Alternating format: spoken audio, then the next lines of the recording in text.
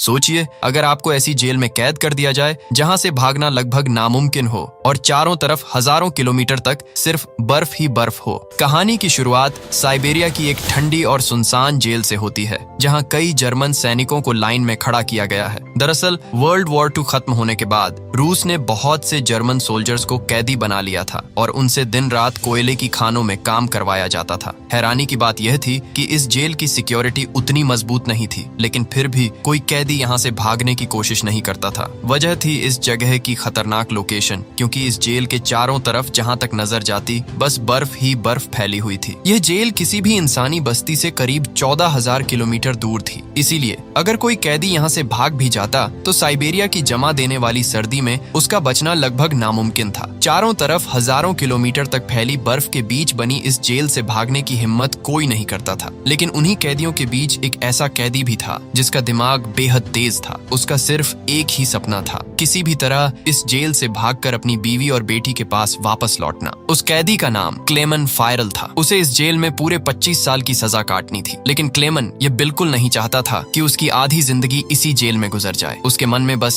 एक ही ख्याल था, किसी भी तरह इस जेल से भागना। और किस्मत से एक दिन उसे मौका भी मिल गया। क्लेमन चुपचाप एक कोयला ले जाने वाली मालगाड़ी में छिपकर बैठ गया और उसी के साथ वह जेल से दूर निकल गया। जेल की दीवारों से बाहर आते ही जब उसने खुले आसमान में चमकते सितारों को देखा तो वह खुशी से झूम उठा। लेकिन यह आजादी ज्यादा देर टिक नहीं सकी। थोड़ी ही दूरी पर उस मालगाड़ी को रोक लिया गया। क्लेमन ने जैसे ही बाहर झांक कर देखा, उसके सामने एक रूसी सैनिक बंदूक ताने खड़ा था। बदकिस्मती से वह यहीं पकड़ा गया। जेल से भागने की कोशिश के जुर्म में उसे सख्त सजा दी गई और इस बार उसे एक ओपन एयर सेल में बंद कर दिया गया। यहाँ कोई छत नहीं थी, बस ऊपर खुला आसमान और चारों तरफ जमा देने वाली ठंड। उस ओपन एयर सेल में सर्दी इतनी ज्यादा थी कि क्लेमन की हालत खराब हो गई। ऊपर से रात में होने वाली बारिश ने उसकी मुश्किल और बढ़ा दी। वह वहाँ कुछ घंटों के लिए नहीं बल्कि पूरे 2 दिनों तक उसी खुले सेल में बंद रहा। जमा देने वाली ठंड और लगातार गिरती बारिश के बीच क्लेमन किसी तरह उन 2 दिनों को सहता रहा। 2 दिन बाद अगली सुबह जेल का वार्डन उसके पास आया और उसे उस सेल से बाहर निकाल लिया। हैरानी की बात यह थी कि वार्डन ने उसे खुद टॉर्चर नहीं किया। उसने बस इतना कहा, तुम्हारे साथी बेसब्री से तुम्हारा इंतजार कर रहे हैं। क्लेमन को अभी यह समझ नहीं आया था कि उसका क्या मतलब है, लेकिन जैसे ही वह अपने साथियों के पास पहुंचा,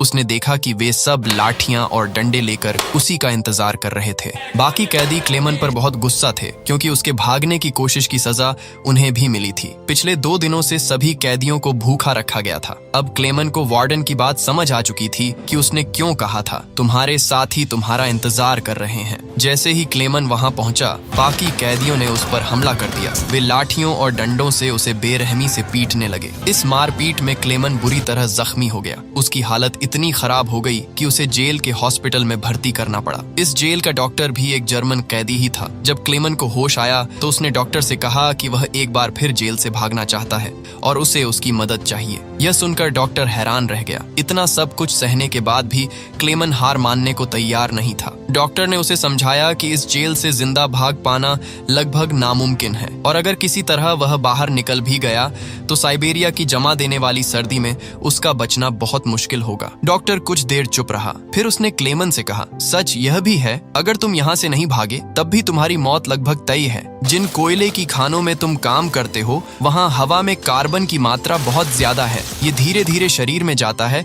और कैंसर जैसी खतरनाक बीमारियां पैदा करता है। यानी यहाँ रहना भी उतना ही खतरनाक है। यही सोचकर डॉक्टर ने क्लेमन से कहा, तुम्हें एक आखिरी बार इस जेल से भागने की कोशिश जरूर करनी चाहिए। इसके बाद डॉक्टर ने अपनी अलमारी खोली और अपने सारे गर्म कपड़े, जूते और जरूरी सामान निकालकर क्लेमन को दे दिए। वह चाहता था कि इस बार क्लेमन पूरी तैयारी के साथ निकले। साथ ही डॉक्टर ने उसे एक जरूरी जानकारी भी दी। उसने बताया कि रूसी सैनिक अक्सर अपना खाना रेलवे लाइनों के पास छुपा कर रखते हैं ताकि जरूरत पड़ने पर उन्हें आसानी से मिल सके। ये जानकारी अब क्लेमन के लिए आगे के सफर में बहुत काम आने वाली थी। इसके साथ ही डॉक्टर ने क्लेमन को अपनी एक बंदूक भी दे दी ताकि जरूरत पड़ने पर वह अपनी हिफाजत कर सके। दरअसल डॉक्टर ने यह सारा सामान पहले से ही इकट्ठा कर रखा था, क्योंकि वह खुद भी कभी इस जेल से भागना चाहता था। लेकिन 1 हफ्ते पहले ही उसे पता चला कि वह कैंसर का मरीज है और उसके पास अब शायद 1 महीने से ज्यादा समय नहीं बचा है। इसीलिए उसने फैसला किया कि अब यह मौका क्लेमन क्लेमन को मिलना चाहिए। डॉक्टर ने क्लेमन को एक लंच बॉक्स भी दिया और उससे कहा,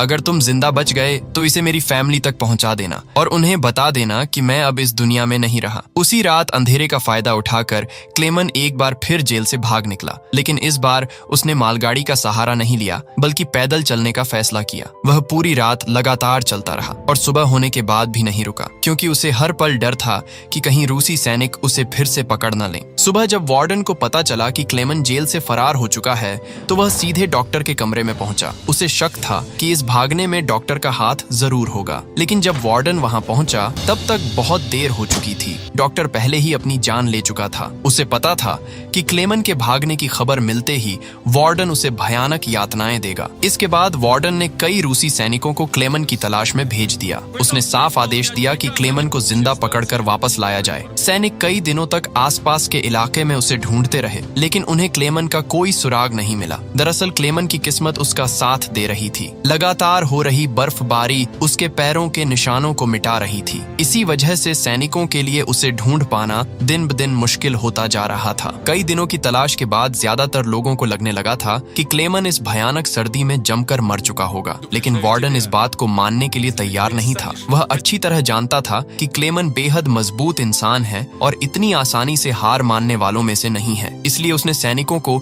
उसकी तलाश जारी रखने का सख्त आदेश दिया। वहीं दूसरी तरफ क्लेमन अब भी जिंदा था। वह पूरे हौसले के साथ बर्फीले तूफानों को पार करता हुआ लगातार आगे बढ़ रहा था। जेल से भागने के पूरे 9 दिन बाद अचानक उसे कुत्तों के भौंकने की आवाज सुनाई दी। वह तुरंत पीछे मुड़ा और देखा कि एक स्लेज उसकी तरफ तेजी से आ रही है। क्लेमन कुछ समझ पाता उससे पहले ही वह स्लेज उसके ऊपर से गुजरती हुई आगे निकल गई। अचानक क्लेमन की आंख खुल जाती है और उसे एहसास होता है कि वह सिर्फ एक सपना देख रहा था। असल में क्लेमन पिछले 9 दिनों से लगातार पैदल चल रहा था और अब उसका सारा खाना भी खत्म हो चुका था। भूख और थकान ने उसके शरीर को बेहद कमजोर कर दिया था, इसलिए आगे बढ़ना उसके लिए दिन ब दिन मुश्किल होता जा रहा था। लेकिन फिर भी क्लेमन ने हार नहीं मानी और किसी तरह खुद को संभालते हुए आगे बढ़ता रहा। कुछ दिन और गुजरते हैं और आखिरकार उसका शरीर जवाब दे देता है। भूख से कमजोर होकर क्लेमन वहीं बेहोश हो जाता है। कुछ घंटों बाद जब उसे होश आता है तो उसे आसपास से एक अजीब सी आवाज सुनाई देती है। वह ध्यान से देखता है और सामने एक सील नजर आती है। यह देखते ही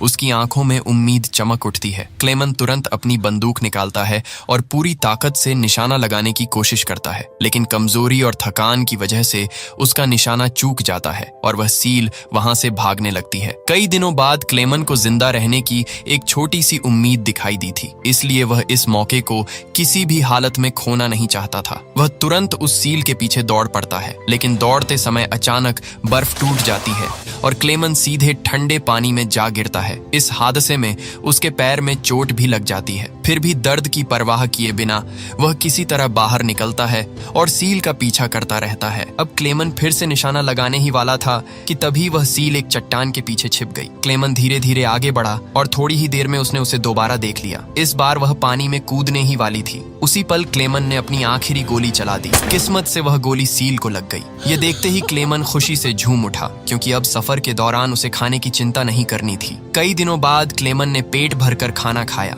थोड़ा आराम किया और फिर अपना लंबा सफर दोबारा शुरू कर दिया। इस पूरे सफर में वह बिल्कुल अकेला था। उसके चारों तरफ जहां तक नजर जाती बस सफेद बर्फ ही बर्फ दिखाई देती थी। ऐसे माहौल में इंसान की मानसिक हालत भी बिगड़ सकती थी, इसलिए क्लेमन खुद से बातें करता रहता और बार बार खुद को हिम्मत देता ताकि वह हार न माने और आगे बढ़ता रहे। वह हर समय अपने कंपास से रास्ता भी देखता रहता था ताकि इस बर्फीले इलाके में कहीं भटक न जाए। इसी तरह दिन गुजरते गए और देखते ही देखते पूरे 2 महीने बीत गए। 2 महीने लगातार चलते रहने के बाद अचानक क्लेमन को उस सफेद मैदान के बीच एक छोटा सा पेड़ दिखाई देता है। यह नजारा देखते ही वह खुशी से भर जाता है। वह दौड़कर उस पेड़ को गले लगा लेता है। दरअसल यह पेड़ एक निशानी था कि क्लेमन आखिरकार उस अंतहीन बर्फीले मैदान को पार कर चुका है और अब उसके आगे जंगल शुरू होने वाला है। थोड़ा आगे बढ़ने के बाद ठीक वैसा ही हुआ जैसा क्लेमन ने सोचा था। अब बर्फ का अंतहीन इलाका खत्म हो रहा था और सामने घना जंगल शुरू हो चुका था। इतने लंबे समय बाद बर्फ से बाहर आकर वह बेहद खुश था। उसने जंगल से लकड़ियां इकट्ठी इकट्ठी की,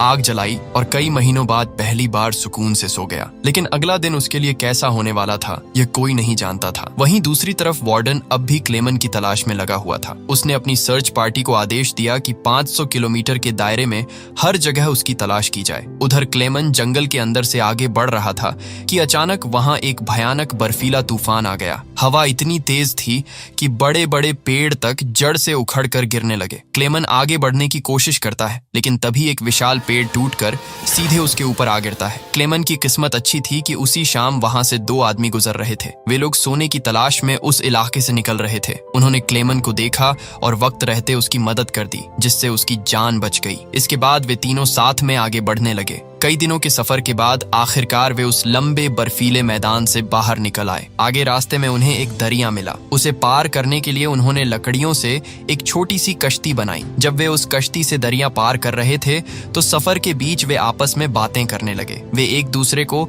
अपने बचपन की कहानियां सुनाने लगे। लेकिन तभी अचानक दरिया का बहाव तेज हो गया और उनकी कश्ती धीरे धीरे काबू से बाहर होने लगी। दरिया का बहाव तेज होते ही अचानक एक साथी का संतुलन बिगड़ गया और वह सीधा पानी में जा गिरा। उसे तैरना नहीं आता था, इसीलिए वह तेजी से डूबने लगा। ये देखते ही क्लेमन बिना सोचे पानी में कूद पड़ा। ठंडे और तेज बहते पानी के बीच उसने किसी तरह उस आदमी को संभाला और मेहनत करके उसे किनारे तक ले आया। आखिरकार वह उसकी जान बचाने में कामयाब हो गया। लेकिन दूसरी तरफ उनका तीसरा साथी दोनों को वहीं डूबने के लिए छोड़कर अकेला आगे बढ़ गया। वह बेहद लालची इंसान था। उसे लगा कि दोनों अब जिंदा नहीं बचेंगे, इसलिए उसने अपने साथी का सोना भी अपने पास रख लिया। थोड़ी देर बाद जब क्लेमन और वह आदमी टेंट तक पहुंचे तो अपने दोस्त की यह हरकत देखकर वह गुस्से से भर गया। गुस्से में उसने बंदूक उठाई और उसी समय अपने लालची साथी को गोली मारकर उसकी जान ले ली। इसके बाद क्लेमन और वह आदमी अपना सामान उठाकर फिर से सफर पर निकल पड़े। दोनों कई महीनों तक लगातार चलते रहे, इस उम्मीद में कि कहीं न कहीं उन्हें इंसानों की कोई आबादी मिल जाएगी। लेकिन समय बीतता गया और फिर से सर्दियों का मौसम आ गया। चारों तरफ के जंगल दोबारा बर्फ की मोटी सफेद चादर में ढक गए। उस आदमी के पास जो सामान था वह काफी भारी था, इसलिए बर्फ में चलना उसके लिए मुश्किल होता जा रहा था। ये देखकर क्लेमन ने उसकी मदद करने की कोशिश की। उसने कहा, कुछ देर के लिए अपना सामान मुझे दे दो ताकि तुम्हारा बोझ हल्का हो सके। लेकिन उस आदमी को अचानक शक हो गया कि शायद क्लेमन भी उसका सोना छीनना चाहता है। इसी शक में उसने क्लेमन पर हमला कर दिया और उसे जोर से धक्का दे दिया। क्लेमन गिरकर बेहोश हो जाता है। कुछ देर बाद जब क्लेमन को होश आता है तो वह देखता है कि भेड़ियों का एक झुंड उसकी तरफ बढ़ रहा है। अपनी जान बचाने के लिए वह जल्दी से एक पेड़ पर चढ़ने लगता है। लेकिन जैसे ही वह ऊपर चढ़ रहा था, एक भेड़िए ने उसका पैर पकड़ लिया। उसी वक्त वह पेड़ जो पहले से कमजोर था बीच से टूट गया और क्लेमन नीचे गिर पड़ा। अब क्लेमन को लगा कि शायद उसकी मौत तय है। तभी अचानक गोली चलने की आवाज गूंजी। क्लेमन ने धीरे धीरे आंखें खोली तो देखा कि कुछ भेड़िए मरे पड़े हैं और बाकी भाग चुके हैं। दरअसल उस इलाके के कुछ शिकारी वहां आ पहुंचे थे और उन्होंने ही उसकी जान बचाई थी। वे क्लेमन को अपने गांव ले गए, जहां गांव वालों ने उसका इलाज किया। बरसों की मुश्किलों और संघर्ष के बाद आखिरकार क्लेमन एक इंसानी आबादी तक पहुंच चुका था। लोगों को देखकर उसकी खुशी का ठिकाना नहीं रहा। वह कई दिनों तक उस गांव में रुका और गांव वालों ने उसकी खूब सेवा की। एक दिन गांव में एक चिट्ठी पहुंचती है। वह किसी और की नहीं बल्कि उसी जेल के वार्डन की होती है। उस लेटर में लिखा था कि एक जर्मन सैनिक जेल से फरार हो चुका है और अगर किसी ने उसे पनाह दी तो उसे गद्दार माना जाएगा। ये खबर सुनते ही क्लेमन समझ गया कि अब यहाँ रुकना गांव वालों के लिए खतरा बन सकता है। इसीलिए मजबूरी में उसे यह गांव छोड़ना पड़ा, क्योंकि अगर वह यहीं रहता तो वार्डन गांव के लोगों को भी सजा दे सकता था। जाने से पहले गांव वालों ने उसकी मदद के लिए उसे खाने पीने का सामान और एक शिकारी कुत्ता दे दिया। अब इस लंबे सफर में क्लेमन अकेला नहीं था, वह कुत्ता उसका साथी बन गया था। इसलिए उसे अब पहले जैसा अकेलापन महसूस नहीं होता था। दोनों कई दिनों तक साथ साथ चलते रहे। इसी दौरान रास्ते में उन्हें एक लकड़ी की फैक्ट्री दिखाई दी। कुत्ता खाने की तलाश में उसकी तरफ दौड़ पड़ा। यह देखकर क्लेमन भी अपने कुत्ते के पीछे पीछे फैक्ट्री के अंदर चला गया। फैक्ट्री के अंदर काम कर रहे वर्करों ने क्लेमन को पहचान लिया और उसे सीधे मालिक के पास ले गए। वहां क्लेमन ने अपनी पूरी कहानी सुनाई। उसकी हालत और संघर्ष सुनकर सबको उस पर तरस आ गया। उन्होंने उसे खाना खिलाया और जर्मनी जाने वाली एक ट्रेन में बैठा दिया। क्लेमन बेहद खुश था, क्योंकि अब उसे लग रहा था कि वह जल्द ही अपने घर पहुंच जाएगा। लेकिन उसे यह नहीं पता था कि फैक्ट्री के मालिक ने उसकी खबर वार्डन तक पहुंचा दी है। उधर वार्डन अपने सिपाहियों के साथ स्टेशन पर उसका इंतजार कर रहा था, लेकिन स्टेशन पहुंचने से पहले ही क्लेमन ने दूर से रूसी सैनिकों को देख लिया। मौका मिलते ही वह चलती ट्रेन से कूदकर भाग निकला। बदकिस्मती से सैनिकों की नजर उस पर पड़ गई और वे उसके पीछे दौड़ पड़े। क्लेमन तेजी से पटरियां पार करता है, तभी अचानक वार्डन उसके सामने आ खड़ा होता है। यह देखकर क्लेमन घबरा जाता है, क्योंकि उसे लगता है कि अब उसकी बरसों की मेहनत यहीं खत्म हो जाएगी। लेकिन उसी पल उसका कुत्ता वार्डन पर झपट पड़ता है और उसे काट लेता है। इस मौके का फायदा उठाकर क्लेमन फिर से भाग निकलता है। पीछे से गोली चलने की आवाज आती है। जब क्लेमन मुड़कर देखता है तो उसका कुत्ता जमीन पर मरा हुआ पड़ा होता है। यह देखकर उसका दिल टूट जाता है, लेकिन वह रुकता नहीं। वह पूरी ताकत से आगे बढ़ता रहता है। आखिरकार वह एक पुल पर चढ़ता है और नीचे से गुजर रही ट्रेन के ऊपर कूदकर वहां से निकल जाता है। इस तरह एक बार फिर वह वार्डन के हाथों से बच निकलता है। दिन गुजरते गए और क्लेमन धीरे धीरे इस लंबे सफर में आगे बढ़ता रहा। देखते ही देखते साल 1922 आ गया। अब उसे जेल से भागे हुए पूरे 7 साल हो चुके थे। उस समय वह सेंट्रल एशिया में था और एक गांव के मेले में इधर उधर भटक रहा था। मेले में तरह तरह के खाने की चीजें लगी हुई थीं। उसका मन तो बहुत था कुछ खाने का, लेकिन उसकी जेब में एक भी पैसा नहीं था, इसलिए वह मन मारकर आगे बढ़ गया। तभी उसकी नजर 2 लड़कियों पर पड़ी जो मेले में पैनकेक बेच रही थीं। क्लेमन उन्हें देखता रहा, लेकिन पैसे ना होने की वजह से वह चुपचाप वहां से जाने लगा। तभी उनमें से एक लड़की को उस पर तरस आ गया और उसने पैनकेक का एक टुकड़ा तोड़कर क्लेमन को दे दिया। पहले तो क्लेमन को थोड़ा अजीब लगा, फिर उसने मुस्कुराकर उनका शुक्रिया किया और वह पैनकेक खा लिया। उसी मेले में एक अमीर आदमी भी मौजूद था जिसने यह सब देख लिया था। बाद में क्लेमन एक चर्च में गया और वह आदमी भी उसके पीछे पीछे वहां पहुंच गया। दरअसल वह आदमी भी कभी एक कैदी रह चुका था, इसलिए उसने क्लेमन को पुलिस के हवाले करने के बजाय उसकी मदद करने का फैसला किया। वह उसे अपने घर ले गया, जहां कई सालों बाद क्लेमन ने शेव की और अपने पुराने रूप में लौट आया। इसके बाद उस आदमी ने उसे एक नया पासपोर्ट दिया ताकि वह रूस की सीमा पार करके जर्मनी पहुंच सके। क्लेमन उसके इस एहसान से बेहद खुश हुआ। शुक्रिया अदा करने के बाद वह रूस और जर्मनी की सीमा की ओर निकल पड़ा। कुछ हफ्तों बाद आखिरकार वह बॉर्डर तक पहुंच गया। वहां मौजूद रूसी सिपाही को उसने अपना पासपोर्ट दिखाया। उस वक्त क्लेमन के दिल में डर था कि कहीं सिपाही उसे पहचान न ले या पासपोर्ट की सच्चाई सामने न आ जाए, लेकिन किस्मत ने उसका साथ दिया। सिपाही ने बिना शक किए उसे बॉर्डर पार करने की इजाजत दे दी। यह सुनकर क्लेमन की खुशी का ठिकाना नहीं रहा और वह चाहकर भी अपनी मुस्कान नहीं रोक पाया। आखिरकार क्लेमन उस पुल तक पहुंच गया जिसे पार करते ही वह अपने देश जर्मनी में पहुंचने वाला था। वह धीरे धीरे आगे बढ़ने लगा, लेकिन जैसे ही वह पुल के आधे रास्ते तक पहुंचा, अचानक उसकी आंखों पर तेज रोशनी पड़ी। उसने आंखें खोलीं और सामने वार्डन खड़ा था। क्लेमन ने घबराकर पीछे मुड़कर देखा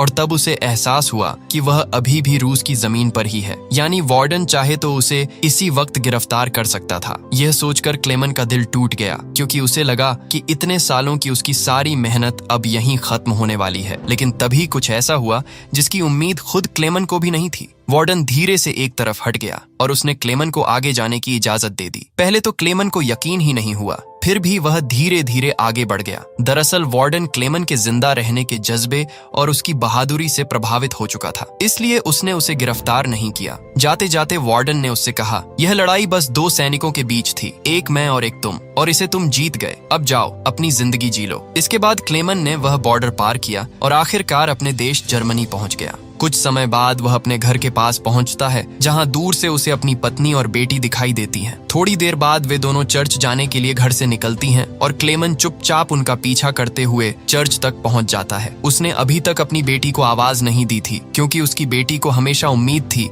कि एक दिन उसके पिता जरूर लौटेंगे। तभी उसकी बेटी पीछे मुड़ती है और अपने पिता को पहचान लेती है। वह तुरंत दौड़कर क्लेमन से लिपट जाती है। इतने सालों बाद अपने पति को जिंदा देखकर उसकी पत्नी की खुशी का भी ठिकाना नहीं रहता। आखिरकार तीनों एक दूसरे को गले लगा लेते हैं और इतने सालों की जंग के बाद क्लेमन आखिरकार अपने परिवार के पास लौट आता है। इसी के साथ सच्ची कहानी पर बनी यह फिल्म यहीं खत्म होती है।